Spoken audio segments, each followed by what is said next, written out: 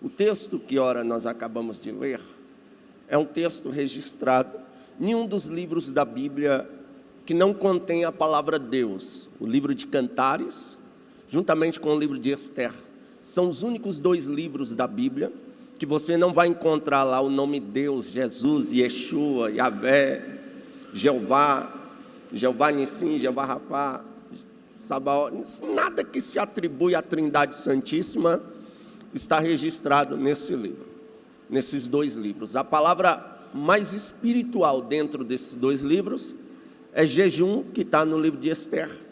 E a gente entende que os judeus, a gente vê pelo judeu Mardoqueu, que os judeus não adoravam outro Deus além do nosso. Porém, esse livro aqui, diferente do livro de Esther, que é um livro histórico, ele é um livro poético, é um livro que conta um romance que Salomão viveu. Salomão fora o filho de Davi, que teve uma grande promessa com Davi ainda em vida.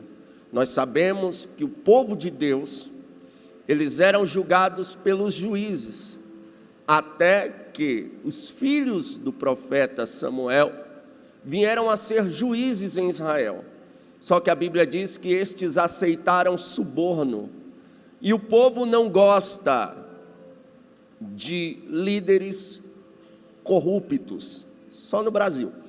Mas por aí o povo não gosta de liderança corrupta, ou quem tem sede de justiça, quem é justo não gosta de lideranças corruptas. E o povo então, vendo que os juízes de Israel eram corruptos, aceitavam suborno, eles começam então a pedir Samuel que lhes traga um rei. Eles querem ser governados por um rei. Eles observam as outras nações sendo lideradas por um rei, e Samuel fica triste, porque embora os juízes lideravam, julgavam Israel, mas a ordem mesmo, o governo era patriarcal, era do próprio Deus para a terra, né? O governo era teocrático, melhor dizendo, era o próprio Deus que dava as ordens, que ditava as ordens. E Samuel fica triste, por quê? Porque o povo deixa agora de viver pela ordem de Deus, pela direção de Deus, pelo governo de Deus, para querer ser liderado por um homem. E então Samuel fica revoltado, mas Deus não. Deus olha para Samuel e diz: se o povo quer um rei, dá um rei para eles. E eles vão fazer uma escolha. E o primeiro rei de Israel, ele é escolhido, pastor Cláudio, meio que como em um concurso de beleza. Ele era o homem mais belo de todo Israel, dos ombros para cima. Ele era um homem que, se ele passasse assim na minha frente, juntamente com a minha esposa ia falar: amor, você viu que homem bonito? E eu ainda ia ter que concordar com ela. Porque se o cara era o homem mais bonito de todo Israel, ele chamava atenção por sua beleza. E ele é escolhido então. Deus ainda tem misericórdia. Ele é cheio do Espírito Santo, profetiza, mas era alguém desobediente, alguém que não estava preocupado com os princípios de Deus, não estava preocupado em obedecer a Deus. Então Deus o rejeita, Deus tolera ele até um certo tempo e o rejeita. Então Deus agora decide escolher alguém, um filho de Jessé. E Deus dá uma ordem a Samuel que vá até a casa de Jessé, enche o teu vaso de azeite e vai até a casa de Jessé, o belemita, que eu tenho um lá como rei. E ele vai, quando chega lá, ele encontra logo Eliabe de cara, ele olha, nossa, certamente está aí. O rei de Israel era um rapaz alto, formoso, homem de guerra, tinha estatura, chamava atenção. Aí Deus logo dá um corretivo em Samuel: não, Samuel, você não aprendeu ainda, rapaz, que a escolha por aparência dá errado? Eu não escolho por aparência, eu escolho pelo coração. Aí foi passando Eliabe, Abinadab, Azem, Filipe, Natanael, todos os irmãos de Davi passaram, e Davi não estava lá. Aí Samuel faz uma pergunta: acabaram-se os jovens. Mas espera aí, a casa estava cheia de jovens. É uma pergunta até meio que sem noção. Acabaram-se os jovens, sendo que vários jovens estavam ali? Mas a questão não era essa, não é que os jovens tinham acabado. O problema é que jovens com temor, jovens ungidos, jovens preparados para assumir uma liderança, não tinha ali. E de vez em quando, a gente andando por aí, Deus tem misericórdia da gente há 17 anos e tem nos levado em vários lugares para ministrar. E eu tenho ido em festas de jovens que você olha e às vezes se questiona, será que acabaram os jovens? Aqueles jovens que queriam se dedicar ao santo ministério, aqueles jovens que queriam ser cheios do Espírito Santo, aqueles jovens que queriam pastorear ovelhas, aqueles jovens que queriam passar madrugadas em oração, aqueles jovens que queriam ter visões, aqueles jovens que queriam ir para a praça pregar o evangelho, aqueles jovens que queriam ir para o campo missionário ganhar almas, que queriam fundar igrejas, fundar trabalhos. Será que acabaram aqueles jovens desejosos pela obra de Deus? Só que naquela situação ali, Deus tinha um rapaz em especial. Então ele pergunta, acabaram-se os jovens? Aí o pai responde assim, tem um ainda, pois vá chamá-lo, porque ninguém se assenta na mesa enquanto ele não chegar. Então chega Davi. Quando Davi chega, ele olha e diz, certamente está aí o rei de Israel, e ele é ungido a rei de Israel. Só que, se não me falha a memória, os mais inteligentes na Bíblia aí que me corrijam, ele vai assumir o trono 14 anos depois. Ele recebe a unção e volta para o pasto. E eu ando preocupado com uma geração imediatista. Eu me lembro de Jesus com 12 anos de idade. Jesus entra no templo e dá uma palavra que os doutores ficam tudo de boca aberta, olhando e dizendo, de onde vem tanta sabedoria? Jesus olha e diz, me convém resolver os negócios de meu pai. Só que Jesus some de novo e só aparece com a idade aproximada de 30 anos. João Batista foi cheio dentro do ventre. Quando nasceu, o pai voltou a falar. Foi algo extraordinário, mas só começou a pregar na faixa etária de idade de aproximadamente 30 anos. Saulo de Tarso, o próprio Jesus pregou para ele. A história dele foi incrível de convenção. Ele caiu, ficou cego pelo clarão. Ananias veio, pôs as mãos, ele foi cheio do Espírito Santo, as escamas caíram. Ele começa a pregar, só que para fugir, para não morrer, descem ele num cesto pelo muro e ele fica 14 anos. 14 anos depois ele aparece e começa a pregar. Hoje a pessoa aceita Jesus hoje e amanhã já quer ser pastor de igreja, já quer ser pastor presidente. Aleluia. E ele não aceita hierarquia, não aceita obedecer ninguém. Ele quer crescer a qualquer custo. E hoje nós temos uma ferramenta que é boa, mas é perigosa, chamada internet. A internet faz pessoas crescer muito rápido. Aleluia, louvado seja Deus. Se você pegar um frango e criá-lo com uma comida saudável, ele vai demorar cerca de 6 meses para ficar na idade de um abate. Se você pegar um frango e levar para uma granja e tacar aquela comida cheia de hormônio nele, em 30 dias ele está pronto para o abate, só que está cheio de veneno. Aleluia, a carne não é tão saborosa, a coisa não é tão boa, e nós estamos preocupados, porque se alguém vê Jesus com 12 anos, nos dias de hoje, dando uma palavra daquela, um menino pregando como Jesus pregou aquele dia, logo iria olhar e dizer, esse menino é um fenômeno do evangelho. Ver se alguém cantando com uma voz excelente, com unção, graça, é um fenômeno da voz musical no meio do público evangélico. E os pais, às vezes de forma irresponsável, ou alguém com interesse em ganhar dinheiro, iria pegar essa criança como estão fazendo. Iriam colocar uma agenda nessa criança, que ela não ia ter mais tempo para brincar, para estudar, nem nada. Agora é só agenda, agenda, agenda, agenda, fama, milhões de seguidores. Aí a criança é forçada a viver um ministério que não está preparado para viver. Criança tem que brincar. Criança pode pregar? Pode. Criança pode cantar? Pode, mas tem que respeitar o tempo da chamada. Não é pegar uma criança porque prega bem, porque canta bem, e colocar uma agenda mundial, firmar um contrato com uma gravadora, que às vezes a criança cresce, fica irritada com a igreja, porque é obrigada a cumprir a agenda por causa de contrato com a gravadora, por causa de contrato com os líderes, por causa da agenda feita. A criança não está preparada para aquele turbilhão de coisas, aí não brinca, cresce estressada, ou então cria uma rebeldia em si. Daqui a pouco está pregando revoltado em cima dos púlpitos, está cantando revoltado em cima dos púlpitos, não brinca quando é pequeno, quando cresce quer brincar. E nós estamos vendo demais aí. Por que tanto escândalo de crianças que eram uma bênção na presença de Deus, mas fizeram isso com elas, forçaram o ministério na vida delas,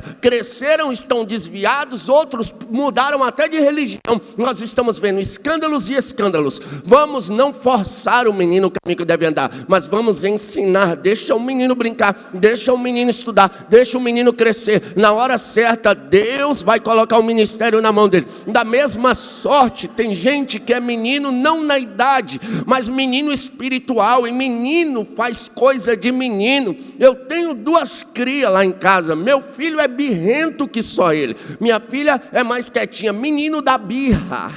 A única coisa que nós temos que guardar de criança para o resto da vida, não uma única coisa, mas muitas virtudes. Uma delas é a capacidade de brigar agora e daqui a pouco não ter mágoa nenhuma, estar com o mesmo amor, brincando do mesmo jeito. Agora, algumas atitudes de criança, como birra, desobediência, essas devem ser deixadas de lado. Como é que pegam pessoas birrentas, desobedientes e colocam em frente de trabalho?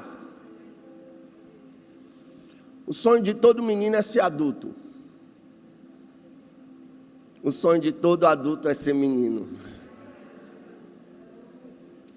Como identificar um crente menino? Ele quer ser grande. Aí sai, vira apóstolo, bispo, arcebispo, daqui a pouco tem até papa pentecostal por aí. Por quê? Porque querem crescer, querem títulos, querem status. Mas Jesus nunca nos ensinou isso. Toda vez que alguém chegava com essa mania, Jesus uma vez chegou, quem de nós é o maior? Jesus, nascido de mulher? Não há ninguém maior do que João Batista, mas qualquer que quiser ser maior do que ele no meu reino, que seja o menor. Com Jesus importa que eu diminua e que ele cresça. Então espere o tempo da chamada. Deus faz as coisas no seu tempo certo. A Bíblia Sagrada diz que Davi assume o trono. Quando Davi assume o reinado, ele guerreia várias guerras. Davi tem um histórico de vitória incrível. Davi tem um histórico de derrota também incrível. A maior derrota que Davi foi derrotado não foi em campo de batalha, mas foi através de um ato de adultério. Mas Deus não deixou de amar a Davi por causa disso. Davi não abandonou Deus por causa disso. Pelo contrário, ele se prostra diante de Deus e fala: Deus, retira tudo de mim, mas não me lances fora da tua presença, nem retira de mim o teu espírito. Ele prioriza a presença de Deus. Caiu, se arraste, mas não abandone Deus. Permaneça, porque o primeiro sentimento que Satanás põe na vida de alguém que peca é que ele fique com vergonha dos irmãos, é com que ele fique com vergonha da igreja, é com que ele não queira mais ir para o culto adorar a Deus. Não, aí é que precisa ir para o culto mesmo. Você não pode abandonar a Deus. Ah, mas vão olhar para mim e vão me julgar. Irmãos, você pecando ou não, irão te julgar. Nós sempre vamos ser julgados, nós sempre vamos ser perseguidos. Mas eu te digo, faça de tudo para não errar, porque se você errar, Deus te perdoa. Mas muita gente não, muita gente que está cheio de pecados. Aleluia, que se Jesus falasse: quem não tem pecado, atire a primeira pedra, seria o primeiro a soltar a pedra. Ele não entende que uns são mais fracos, outros são mais fortes. Eu estou falando aqui de erros que são cometidos no meio da trajetória. Não estou falando de pessoas que se entregaram ao erro, viraram profanos, viraram imorais, pessoas que já se desviaram da verdade, se converteram à mentira. Não, eu estou falando de gente que erra no decorrer da caminhada. É fácil ser jovem cristão? Não é. Graças a Deus, desde que eu aceitei a Jesus em 2006, Deus nunca permitiu eu me desviar dos caminhos do Senhor. Mas eu aconselho tanto jovem que hoje está firme, amanhã não está, hoje está firme, amanhã não está. E ele chega: Gabriel, me ajuda. Eu falo: cara, eu estou aqui, permaneça, não para, caminha, vai adiante. O evangelho é isso. Jesus disse: misericórdia quero e não sacrifício, porque eu não vim chamar os justos, mas os pecadores ao arrependimento. Aleluia! Isso é evangelho. A Bíblia diz que o ministério é de exclusão? Claro que não. A Bíblia diz que o ministério é de reconciliação. E nós estamos aqui para isso.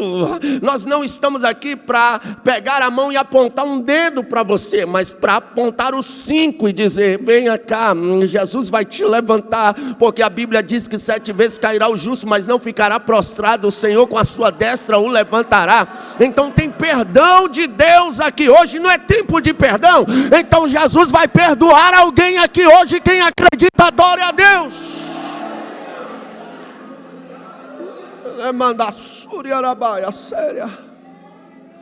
Oh glória. Davi foi um homem segundo o coração de Deus. Cometeu falhas, e isso lhe custou algumas coisas. Por isso eu digo: faça de tudo para não errar, porque as consequências são terríveis.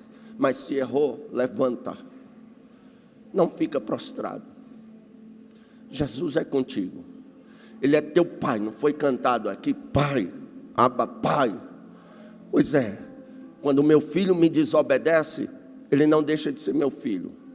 Quando eu falo para ele não brincar ali, porque ele pode se machucar, e ele me desobedece, vai lá e brinca e se machuca, ele não deixa de ser meu filho. Eu não deixo de amar, pelo contrário, eu pego ele. É claro que eu vou dizer: papai avisou para tu não ir, né, rapaz? Papai disse para tu não ir. Tu foi bem feito agora, mas vem cá, papai te ama, vai cuidar das suas feridas. Assim é Deus. Deus é teu pai. Aleluia. Olha só, Davi, ele agora, por isso eu disse sobre consequências. Davi tem uma ideia excelente. Ele quer construir um templo para Deus. Ele observa o palácio que ele próprio mora e fala: a arca de Deus fica ao relento. Não, eu vou construir uma casa para Deus. E ele vai até o profeta Natã e diz: Natã, eu vou construir um templo para o meu Deus. E o profeta Natã diz: boa é esta palavra, construa mesmo, vá lá, faça. Só que quando Natã sai, Deus brada: Natã, volte lá e diga para Davi que ele não vai construir templo coisa nenhuma, porque as mãos dele são sujas de sangue inocente. Mas diga para ele não ficar triste, porque o seu filho Salomão irá reinar, e este irá construir o templo. Então Davi fica em paz, porque ele sabe que o seu filho vai dar continuidade no propósito que havia no seu coração. Chega o tempo da partida de Davi. Adonias ainda tenta reinar no lugar de Salomão, mas a promessa de Deus estava sobre Salomão. Então não adianta. Quer ver eu ficar triste? É quando eu vejo crentes brigando por cadeira, pastores brigando por títulos, pastores se degladiando, às vezes nas redes sociais, às vezes até na justiça, por causa de cadeiras, por causa de liderança de convenções. Que evangelho é esse que essas pessoas estão seguindo? A gente tem que entender que a cadeira de Salomão, Adonias não ocupa, e se ocupar, Deus tira, não permanece. Salomão agora assume o reinado, recebe conselhos de Davi para dar continuidade ao reinado. Oh glória! Davi morre Deus se apresenta a Salomão e diz: pede-me o que queres e eu te farei. A oportunidade de Salomão ser o homem mais poderoso da terra, mais rico da terra, pedir milhões, mas ele não pede, ele fala: Senhor, eu quero sabedoria para prudentemente conduzir o teu povo. Deus olha e diz: como tu não me pedisse ouro, não me pedisse prata, eu vou lhe dar ouro, eu vou lhe dar prata, enquanto tu me honrar, o seu governo será de paz, e eu vou te dar uma sabedoria incrível, como ninguém jamais teve. E Deus então dá uma sabedoria excelente a Salomão. Salomão agora está reinando, e como de costume, as pessoas traziam problemas para ele resolver. Quando você vê o cego Bartimeu gritando: Jesus, ó filho de Davi, tem misericórdia de mim, tinha muita gente ali dizendo: Jesus Cristo, Messias, hosanas nas alturas, Jesus se compadeça de mim. Mas o grito dele se faz diferenciado: Jesus, filho de Davi, porque ele está reconhecendo Jesus como rei. E todo rei tinha um momento que parava para julgar as causas dos seus súditos, dos seus liderados. E agora trazem uma questão difícil para Salomão resolver. Duas mulheres prostitutas, uma deu à luz a uma criança. 3 dias depois, a outra deu à luz também a outra criança. Um dia, uma dorme por cima da criança e a criança morre. Quando ela acorda, percebe que a criança está morta, vai devagarzinho e troca a criança. Quando amanhece o dia, a Bíblia diz: pode uma mãe que amamenta se esquecer do filho que ama? Ainda que ela se esqueça, o Senhor não se esquecerá de ti. Mas esse texto nos revela quão difícil é uma mãe se esquecer do seu filho que amamenta. Então, quando ela acorda, que ela vê a criança morta, ela observa e fala: opa, esse menino aqui não é meu. Quando ela olha para outra criança no braço da outra, ela fala: opa, você trocou os meninos. Ela: coisa nenhuma, você não cuida do seu filho e agora quer o meu? Levaram o caso para Salomão julgar. Todo Israel está de olho para ver se ele vai ser um bom rei ou não, se ele tem essa sabedoria toda ou não. Elas chegam brigando uma com a outra: olha, ela trocou as crianças, a outra: eu não troquei coisa nenhuma, essa descuidada, aí matou o filho e agora quer o meu. Aí Salomão olha atentamente diante de todo mundo ali e diz: trazei-me uma espada, corte a criança viva ao meio. A mãe do menino gritou: não, pode deixar o menino com ela, não precisa matar o menino. Aqui não era mãe, disse: nem meu nem seu, corte a criança. Salomão pega a criança e diz: essa mãe aqui que pediu para a vida do menino não ser ceifada é a verdadeira mãe. E todo Israel fica maravilhado com aquela situação, com a sabedoria esplêndida. Isso se espalha, ele cresce em riquezas, ele cresce em glória, o seu governo é de paz, a ponto da rainha de Sabá sair lá do outro lado do mundo para vir visitá-lo, para ver o que era aquilo. Há quem diga, alguns estudiosos, que ela trouxe 7 enigmas para Salomão resolver.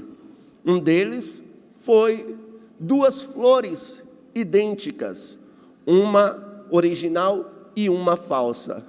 E ela questiona a Salomão para que ele decifre qual flor é verdadeira.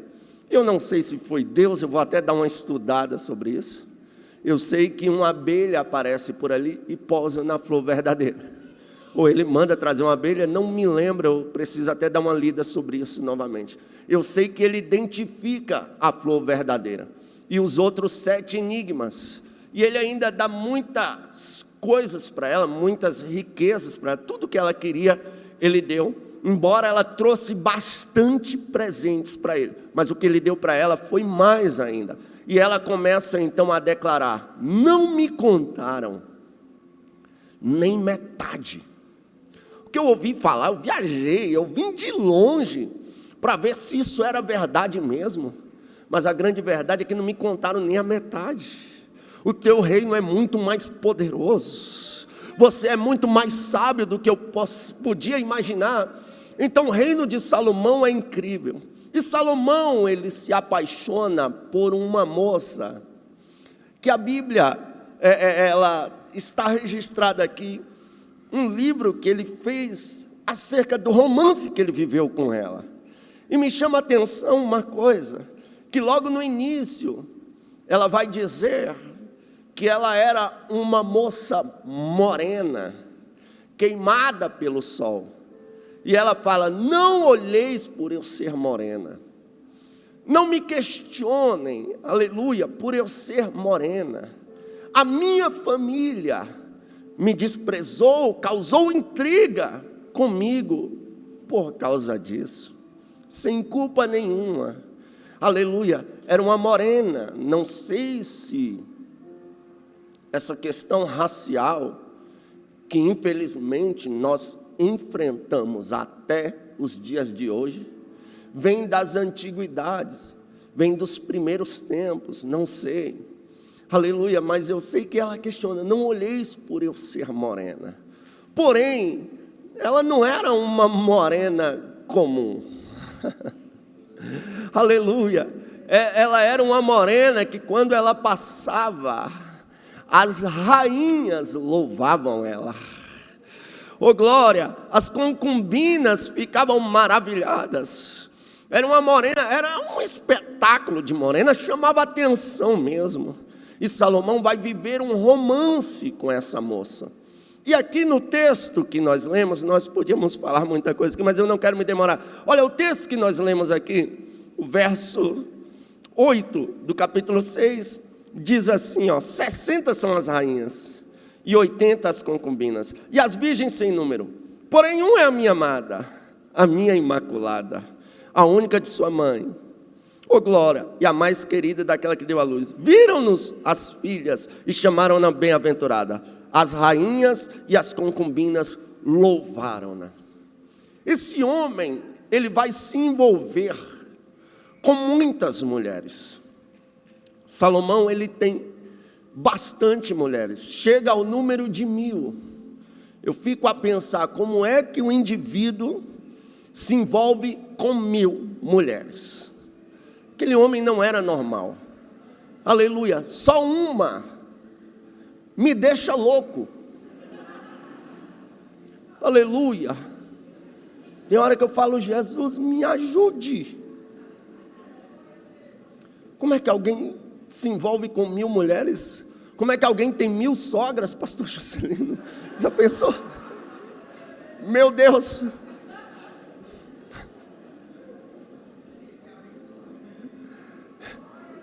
Esse cabra era corajoso mesmo, né?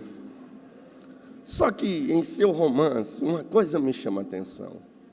Ele destaca que uma é a sua amada, uma é a sua imaculada. Aqui ele vai dizer, olha só, 60 são as rainhas. E as rainhas com quem Salomão se envolveu, a maioria foi por questões políticas. A maioria foi por questões só para engrandecer o seu reino, ou fazer alianças de comércio. Aleluia, louvado seja o nome do Senhor dos Exércitos. E ele se envolve também com concubinas, e ele vai dizer aqui, olha, 60 são as rainhas, as concubinas é um número maior, 80 as concubinas. As concubinas eram aquelas que tinham um relacionamento com Salomão só para lhe dar prazer. Algumas delas só tiveram um momentinho de prazer com Salomão e nunca mais se deitaram com Salomão. As concubinas eram só para um momento de prazer. E o número delas era 80, era maior do que as rainhas. As rainhas 60, as concubinas 80.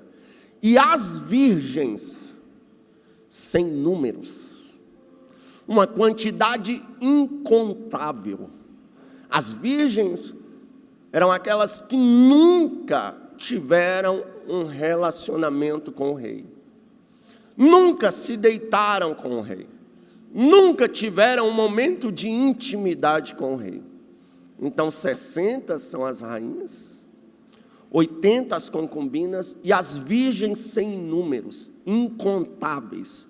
Mas uma era a sua amada, a sua imaculada, a filha única de sua mãe, que as rainhas e as concubinas olhavam para ela e louvaram-nas. As moças olhavam para ela e tinham ela como uma moça especial, porque ela era a favorita do rei, a escolhida, a principal, a verdadeira, glória seja dada ao nome de Jesus, a que ele de verdade amava, a que amava ele de verdade era essa. E a igreja nesses dias está da mesma forma. 60 são as rainhas. O que tem de crentes que são crentes por alianças políticas, estão nas igrejas porque nas igrejas tem votos, nas igrejas tem massas de pessoas, aleluia, oh glória. As igrejas estão fazendo algumas alianças políticas por poder, com medo de perder os seus templos luxuosos, com medo de perder a mamata, com medo de perder os seus bens. Mas não é uma aliança com o céu, são alianças de interesses. Aí eu te pergunto, você é rainha ou você é amada? Você está por aliança política, comercial, por status, porque hoje parece que virou status ser crente. Alguém chegou em mim e disse: eu vou ser pregador, vou ser famoso, vou pregar nos Gideões, vou estourar. Eu falei: tu está fora do evangelho, cara. Você nunca conheceu Jesus. Ah, mas você não quer ser um pregador famoso? Eu falei: não é meu objetivo. Eu almejo o que eu sou hoje, chegar no fim dos meus dias, eu continuar sendo. Isso aí eu almejo permanecer. Eu não almejo ser reconhecido por fama, status, mídias sociais. Se Jesus me der isso, amém, aleluia. Mas tem gente por aí que a aliança é só por status, né? Eu vi alguém dizer, provavelmente você viu também: não prego Bíblia, porque Bíblia não dá visualização, Bíblia não dá seguidores. Então prega sobre melancia, sobre iPhone, sobre tanta coisa, menos sobre a Bíblia, porque não é interessante Bíblia. Eu já falei: Jesus, eu continuo pregando a palavra, aleluia. Jesus me deu graça, alcancei alguns seguidores nas redes sociais, mas se eu perder todos, se eu for cancelado por causa da mensagem do evangelho, eu não faço questão. Agora 3 eu não deixo, aleluia, oh glória. As bênçãos eu não abro mão delas me seguirem, e a Bíblia também diz certamente que a bondade e a misericórdia me seguirão todos os dias da minha vida, e habitarei na casa do Senhor para todo sempre. Eu não abro mão desses 3, agora o resto eu não faço questão. Meu compromisso é com a palavra, minha aliança não é por status, minha aliança não é por comércio, minha aliança não é por dinheiro, aleluia. Mas está tão sério o negócio que as pessoas querem ser cristão por fama. Salve alguns que se converteram de verdade, mas olha o tanto de gente que estava esquecido, que veio dar um pulo no evangelho só para ser lembrado, aí voltou para as práticas imorais de novo. E a igreja pega um irmão crente, lavado e remido pelo sangue, de oração, servo de Deus, e demora 500 anos para honrar ele, só porque é um artista, chegou aqui hoje, amanhã está sentando no púlpito. Não pode, aleluia. Está vindo só para querer status. Aqui não, Satanás. Nesse púlpito tem fogo. Orabacante, orebassuia. Eu vou liberar uma palavra sobre a igreja brasileira. Oh glória, Deus vai conservar os pastores verdadeiros e levantar mais reforço. Está vindo reforço aí. Está vindo reforço aí. Isso, juventude, olha para mim. Deus tem vos chamado para dar continuidade à obra. Mas se vocês não quiserem, Deus vai buscar os reservistas. Deus vai buscar a velha guarda. Mas essa bagunça não vai prevalecer. Essa palhaçada gospel vai acabar. É hora de Deus levantar alguém que tenha interesse em pregar o evangelho genuíno. Igrejas genuínas que preguem o evangelho genuíno. Quer vir por amor a Cristo? Venha. Quer vir por status? Cai fora. Aqui não é o lugar. Infelizmente tem lugares por aí que é. Não fazem questões.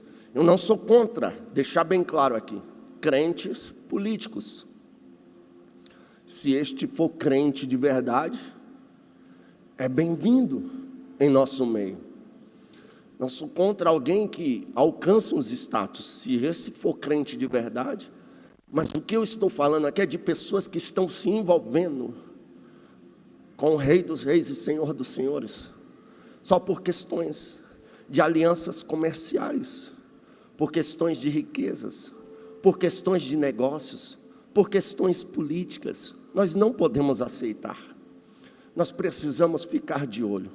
Até porque a igreja, Tertuliano disse que o sangue dos cristãos servia como semente.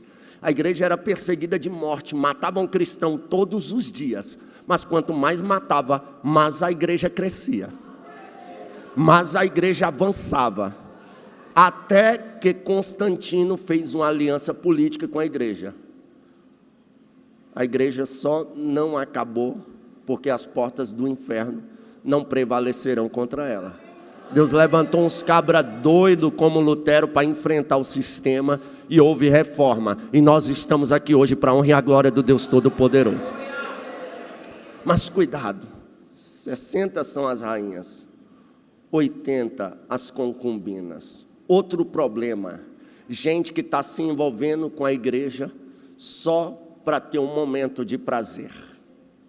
Conhece alguém assim? Só participa de cultos de campanha? Só está na igreja para receber alguma bênção, quando recebe cai fora? Só quer um momento de prazer. Só quer uma vitória. Só vive nas campanhas de vitória. Só aparece na igreja nos domingos e olha lá. Culto de doutrina, cadê ele? Culto de oração, cadê ele? E às vezes ainda quer ser o avivadão. Manto, fogo, terra. Ser avivado em festa, com pregador de fora, cantor de fora, é fácil. Mas esse tipo de crente não me engana. Não tem nada de avivado. O verdadeiro crente avivado, porque não se faz festa para avivar a igreja, se faz festa para celebrar o avivamento que tem. Se não tem avivamento, não deve nem fazer festa. A festa é só a celebração do avivamento que está tendo. As almas que foram salvas hoje estão aqui celebrando, para a honra e a glória do Deus Todo-Poderoso. Mas o foco principal não é fazer festa. Então não é avivado aquele que pula, sapateia do manto com o pregador cantor de fora. É fácil demais. Avivado é aquele que está aqui, avivado com o pastor dele ensinando. Está aqui no culto de oração. Está aqui nos cultos da igreja. Está na hora do evangelismo. Aí é avivado. Eu não posso fazer parte de uma geração que quer só viver momentos de prazer. Olha só, uma geração se levantou, que apagam as luzes da igreja, colocam uma máquina de fumaça, colocam um pancadão, e começa, uhul, e tuts, tuts, tuts, e é carnaval gospel, com samba enredo e tudo, é festa junina gospel. Como é que uma igreja que prega o nascer do Espírito celebra uma festa da carne? Como é que uma igreja que prega para a gente avançar.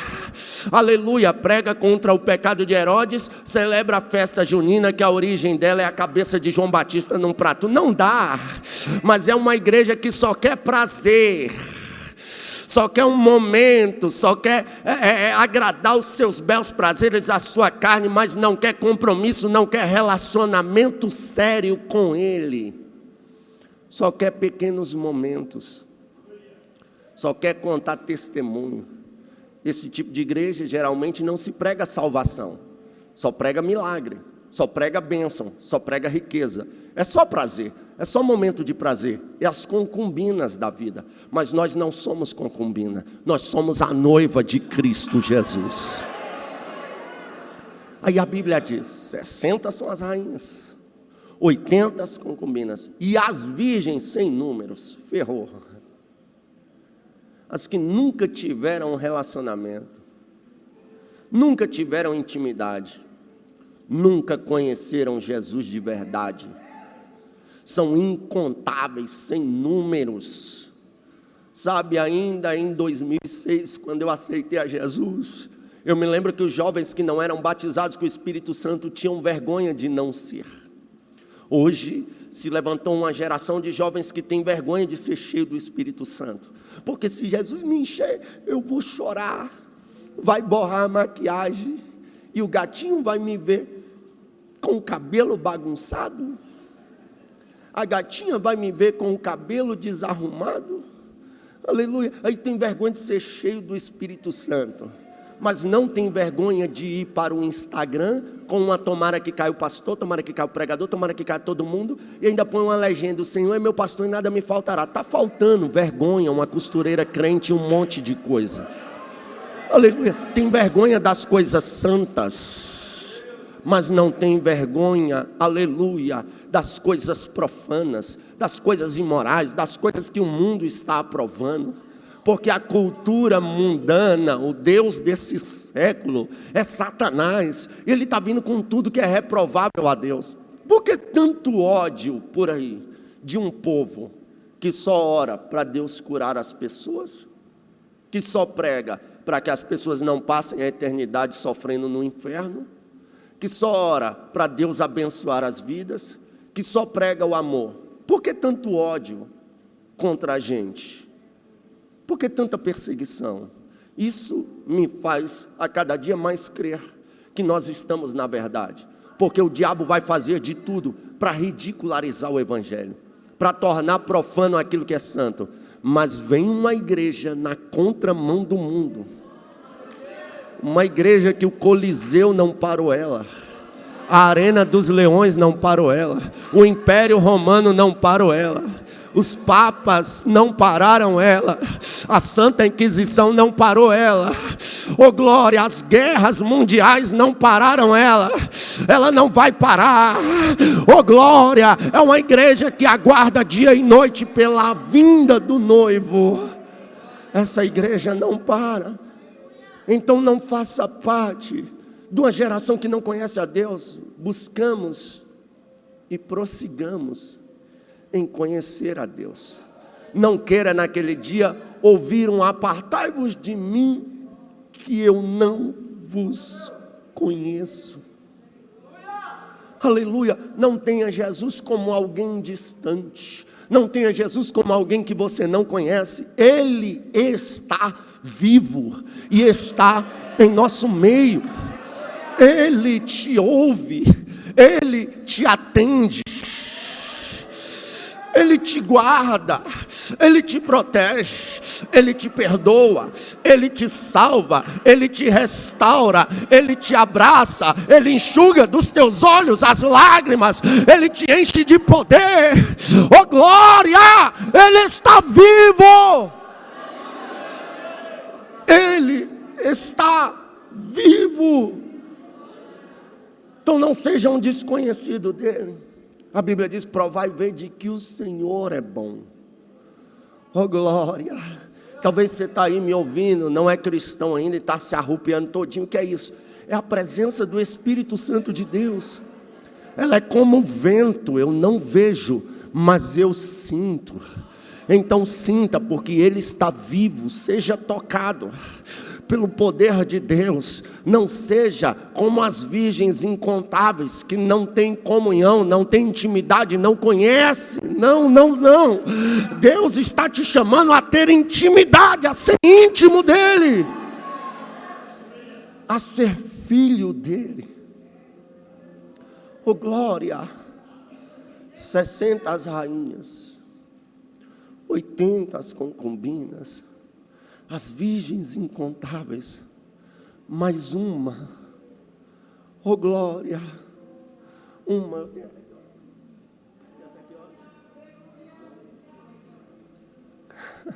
5 minutinhos eu encerro. Quem me dá 5 minutos aí, levanta a mão. 5, 10, 15, 20, 25. Da glória. Oh glória, aleluia. Olha só, irmãos, o povo aqui gosta de Bíblia, por isso que eu gosto de pregar aqui. O que acontece? Ele vai dizer, mais uma é a minha amada,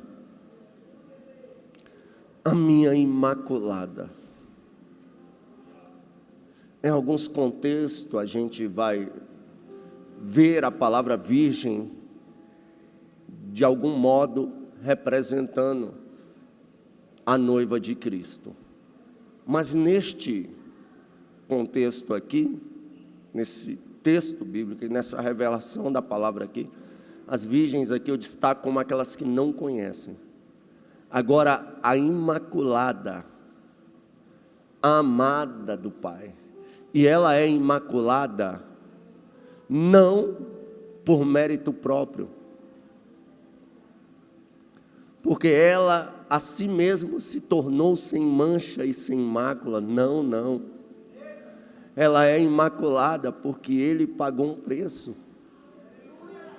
Segundo a cultura judaica, quando um noivo via uma noiva, uma moça e se interessava, ele falava com o pai da moça e firmava um compromisso com ela.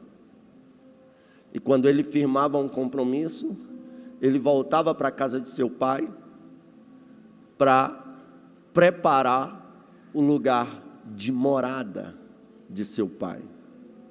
Oh glória, seja dada ao nome de Jesus. E enquanto ele ia preparar, ele dava presentes para a noiva, para que ela não se esquecesse. E a partir do momento que era feito o contrato, ele pagava um dote por ela. E Jesus, quando nos viu, o nosso rei, o nosso noivo, quando nos viu, ele decidiu pagar um preço por nós.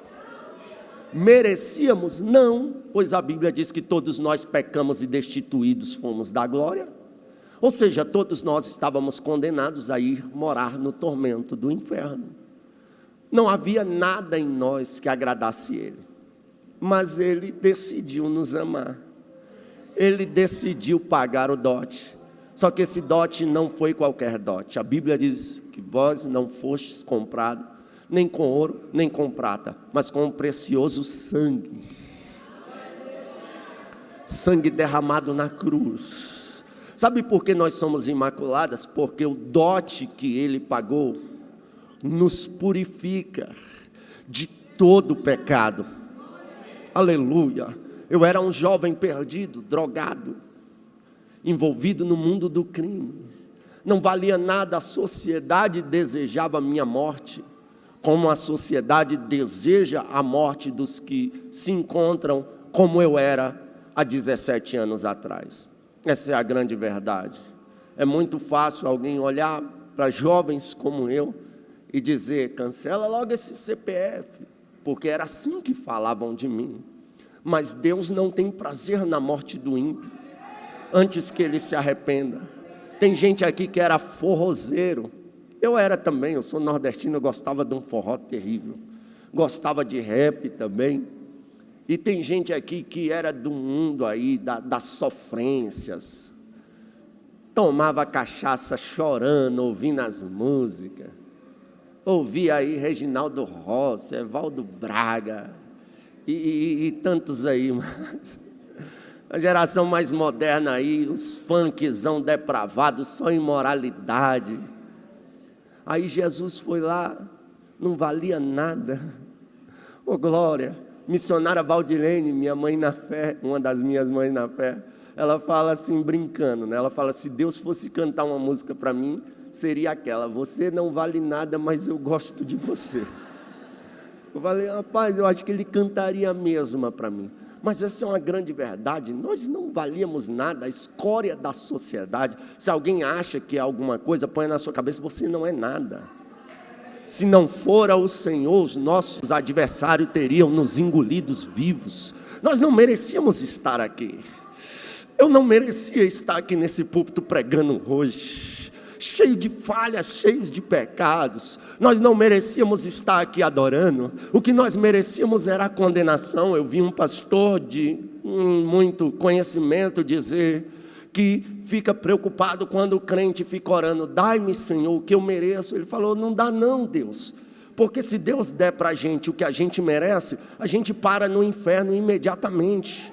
Ainda bem que vem a misericórdia de Deus e a graça. Ô glória! A misericórdia faz com que Deus não nos dê aquilo que mereçamos, e a graça faz com que Deus nos dê aquilo que nós não merecemos. Oh glória, louvado seja Deus. Aí ele vem e paga um alto preço, um preço de sangue. Só que ele vai preparar lugar. A Bíblia diz, oh glória, não se turbe o vosso coração, crede em Deus, crede também em mim. Na casa de meu pai há muitas moradas, senão não vou-lhe teria dito, irei vos preparar lugar, para que onde eu estiver, estejais vós também. Oh glória. A imaculada, a noiva amada, agora ela está à espera do noivo, vestida de vestes brancas, porque a qualquer momento o noivo pode chegar. Ele vai vir com alarido e voz de trombeta. Oh glória.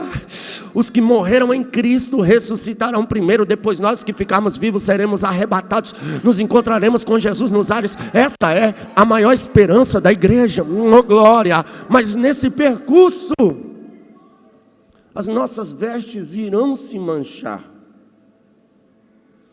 Vai ter dia que você vai se estressar. Vai ter dia que você vai falar um palavrão. Vai ter dia que você vai brigar com a sua esposa. Vai ter dia que você vai responder o teu pai. Vai ter dia que você vai brigar com o teu filho, você vai brigar com a tua sogra. Vai ter dia que a mentira vai sair, querendo, às vezes não querendo. É uma guerra travada todos os dias, à espera para encontrar o noivo. Mas graças a Deus que nós não somos salvos por obras, para que ninguém se glorie, mas a cada dia, oh glória, a gente tem que manter firme a confissão. Oh glória, falar, Jesus, eu errei, mas me lava no teu sangue, Jesus. Jesus, eu errei, mas tu me compraste mesmo assim. Jesus, eu errei, mas me perdoa, Jesus. Jesus, eu errei, oh glória, mas cura a minha alma. Jesus, eu errei, mas me desperta.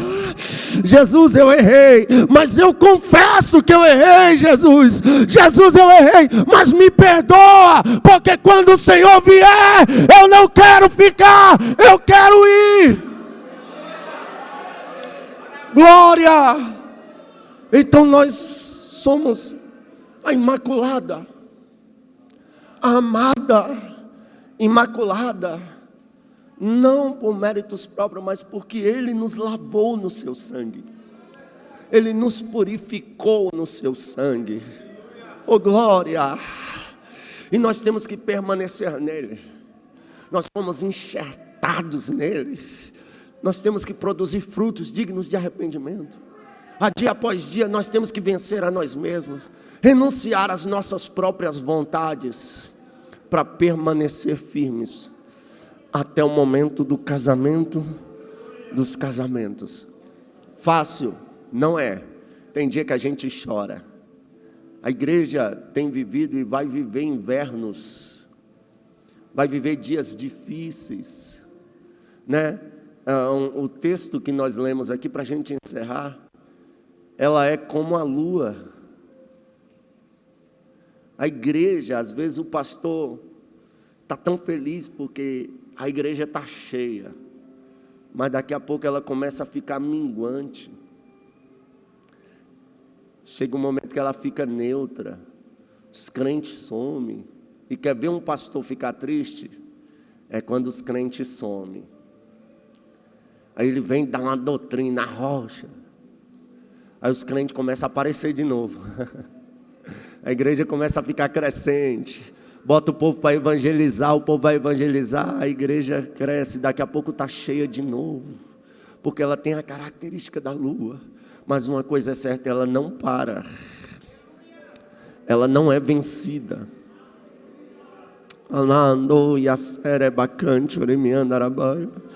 Mesmo se arrastando, nós vamos chegar lá. Mesmo em lágrimas, nós vamos chegar lá. E em um texto bíblico ainda do livro de Cantares, o texto diz assim: eis que o inverno passou, a chuva cessou e se foi, aparecem as flores no campo, e o tempo de cantar chega. Oh glória! Só que no texto anterior ele diz: levanta, amada minha, formosa minha, e vem. Oh glória, porque eis que o inverno passou, a chuva cessou e se foi. Oh glória, está chegando o momento que ele vai dizer assim: aleluia, chega de sofrimento, chega de inverno. Vinde, benditos de meu Pai, possuí por herança. É hora de eu enxugar dos olhos as lágrimas. Se Jesus te curou, dê glória. Se Ele não curou, dê glória. Se você teve uma vida sentimental feliz, dê glória. Se não teve, dê glória. Se teve uma vida próspera aqui na terra, adore. Se não teve, adore do mesmo jeito. Aleluia. Se saiu do aluguel aqui na terra, adore. Se não saiu, adore do mesmo jeito. Se viveu dias felizes aqui, adore. Se não viveu, adore do mesmo jeito. Porque está chegando o momento que todo sofrimento vai acabar, toda tristeza, toda angústia. Não haverá mais pranto, nem dor, nem morte, nem luto, nem nada. Só a igreja vivendo no céu, dizendo: hosanas, hosanas, hosanas. Se coloque de pé em nome de Jesus. Alamanara sore canture mianarabai. Elemandara suri andarabai. Elemancanture mianarabasuri andarabai. Ele nos amou primeiro. Você é amada, imaculada. Oh glória. Destaca que filha única de uma mãe. Se era órfã, agora de pai, ela tem um pai. Nós temos um pai. Oh glória. Oh glória. Dá um dom maior para mim.